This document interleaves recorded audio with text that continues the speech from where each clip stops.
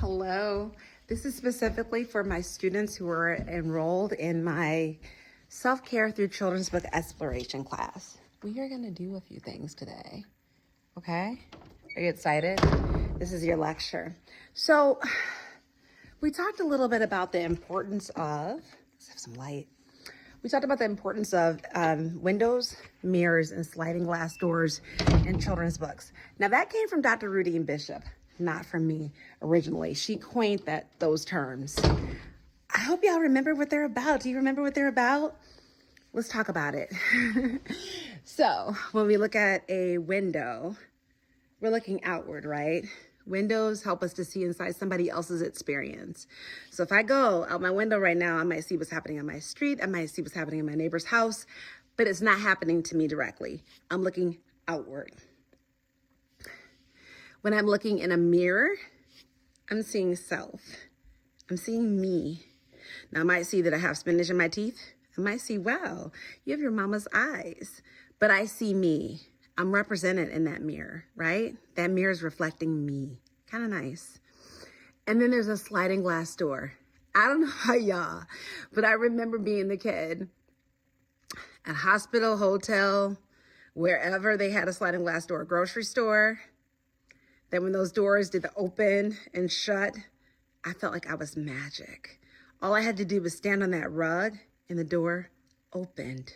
Stand off the rug, it closed. That was a power I had. And that is why children's books are so amazing, because they do bring a magical opportunity for all of us to engage in. Now, what does this have to do with self-care? What does this have to do with making us feel better? I feel better when I feel magical. But it's also important for any good children's book to allow us to understand somebody else's experience that might not be our own. For us to learn about somebody else's occurrence, for us to be able to teach ourselves something that maybe we didn't know before. That is what children's books offer us. They give us that opportunity. So I love to be able to look at a book, I don't know. Growing up, I saw a lot of books like this.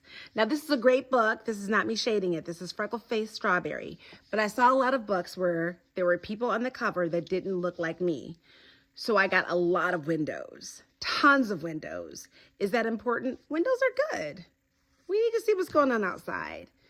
Unfortunately, I didn't see a lot of books that look like this. So I didn't see myself reflected. I didn't see myself. So in order for that magic to happen of the sliding glass door, it's important that your library has a nice combination. And if you're somebody who has been unfortunate enough not to have a good representation of self or good mirrors, then you definitely want to write that, okay?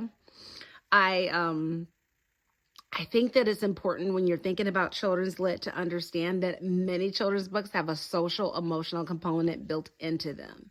The goal is to usually help a person reading it to learn something, but also to motivate them. There's a call to action in most children's books, right?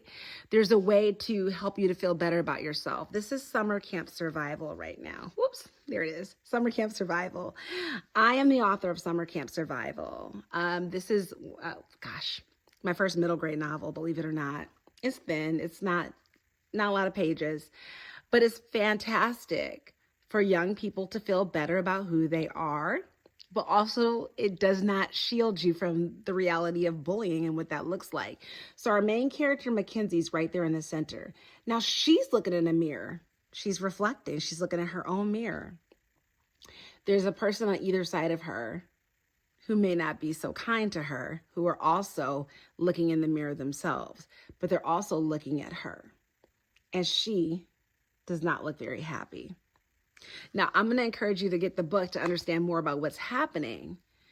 But when we go through someone's story in a book, we understand dialogue, we understand experience, we learn, and we also relate. So why do you watch TV? Why do you turn that on? Because you want a story. You want to infuse yourself into something that helps you to take you away from the current instance. Books do the same.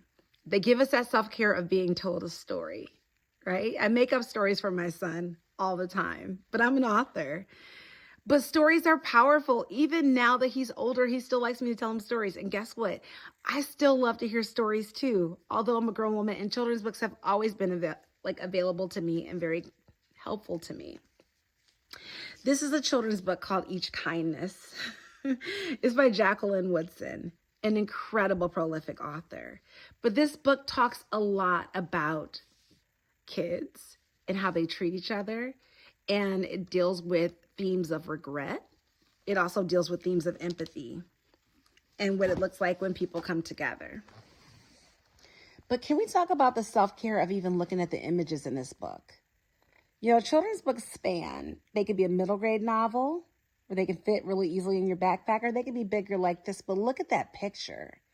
That picture is self-care. Art is self-care. Do you understand what I'm saying to you? I hope you do. I hope you do. We talked about windows and mirrors. The characters in this book are windows and mirrors. But you know what else? The author and illustrator in this book are also, for me, a mirror. And that's really helpful for me to be able to see that. That is self-care. When you're a young person or an older person and you see someone doing what you want to do, there's something about that that makes you feel like I can do that. So if you can relate to me because of my skin or because of my hair or because of my personality, and then I'm doing something that you like, you might think, oh, I could do that because Tara does that. You might be inspired. You might start thinking about your own skills. I encourage you to think about your own skills. I think that's really important. You know, the space movement has been around forever, but we heard about these ladies later in life. And do you know how many people got empowered by these 4 women in Hidden Figures? So many people got empowered by them. Both windows and mirrors. And they created a bit of magic because, come on, these women were human computers. I didn't know human computers were a thing, but they taught me that I could be a human computer. That is encouraging. That is uplifting. That is esteem building. Books like that are written for children don't stop the motivation when it comes to adults. Read to yourself, but read to your kids. And if you don't have kids, that's okay. Read to somebody's kids or don't. But encourage yourself in the literature because it's for you too. I want to be really clear. There's not many children's books that are published that aren't good enough for adults too. You don't have to feel like you're lowering yourself by reading a children's book.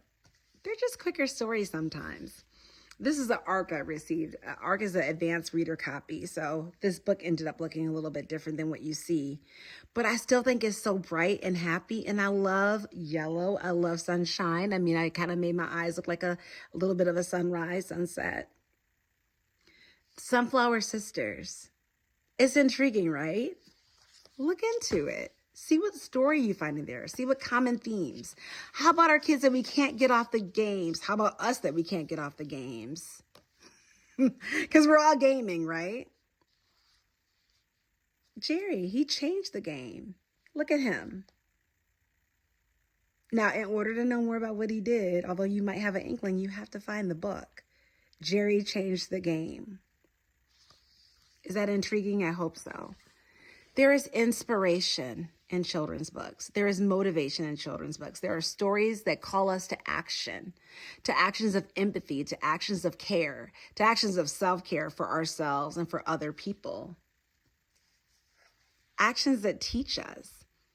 It's Black Inventors. 15 inventions that change the world. So when someone says to you something about yourself and is stereotypical or discriminatory or even bigoted, you can pick up this book and say, ha, ha, ha, not true. You understand? There's so much there. There's so much there. Growing up, I got teased so much about my hair. So much. It was so big and so thick and so unruly, but this person created this book called Hair Love. There's a kid out there that's just like me as a kid who needs this book, this story. to love themselves, to be encouraged by themselves. And not just for girls, but how about this one, Crown? Yes. Sorry, I can't talk. An ode to the fresh cut. It's a fantastic book. My son absolutely loves this book, and he's very, very happy with the author. It's one of his favorite authors. Why? Representation, esteem. This is about you. This is your reflection. You get a mirror. Miles Morales. Magic, sliding glass door, reflection. You get a mirror. That's kind of a big deal, don't you think? I think it's a big deal. During the pandemic, I created a book. Well, actually, I created it before the pandemic, but it luckily got published during the pandemic. And it's called I'm Just Okay. When I tell you that this book has helped so many kids that didn't know how to navigate feelings because they were too young. But all of a sudden we told kids opposite land of what they had been taught. We told them, don't get close to people. Don't give hugs. Don't give high fives. Cover your face. They didn't get to learn expression in the way that we do. We didn't get to have them go and play with their friends. The playgrounds were closed. It was a hard time, and they were feeling so many things. And as a mental health therapist, I heard a lot of parents with frustration. But this book, I'm Just Okay, it deals with those feelings. If you look closely, you'll see a lot of emotions there. We see curious, enlightened, happy, content, tired, mad, sad, and the story helps kids to feel better about who they are. There's a little boy that his mom bought this book, and she sent me a video. And the little boy said, Mommy, how did she know what I look like? And she put me in a book. This book was not necessarily about this kid. This book was inspired by my kid. On the cover, you see a kid that looks like my kid, but somebody else saw themselves. They saw a mirror. They saw the reflection. And I still have that video, and I love it. And I would show it to you, but that would not be okay. My point, I hope that you find yourself in a children's book. Whether that children's book encourages you to feel good about who you are, mentally, socially, emotionally, culturally, fill in the blank with your own.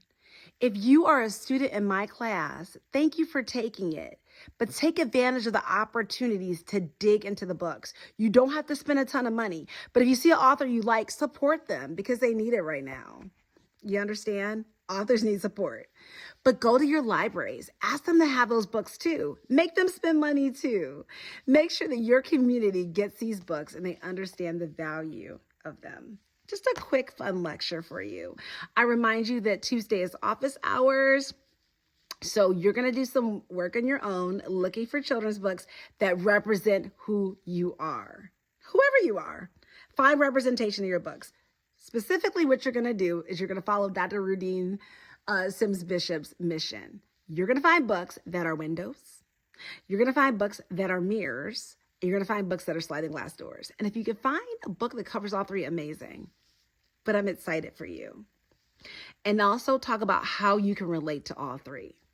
Because there's got to be something in there for you that gives you a message, a moment, a milestone, a call to action. Okay? I hope that's self-care for you. Definitely put your thoughts in the comments. I want to know what your thoughts are. I want to know how you're feeling. And I want to know if you're motivated because I am. I'll talk to you soon. Take care and be well.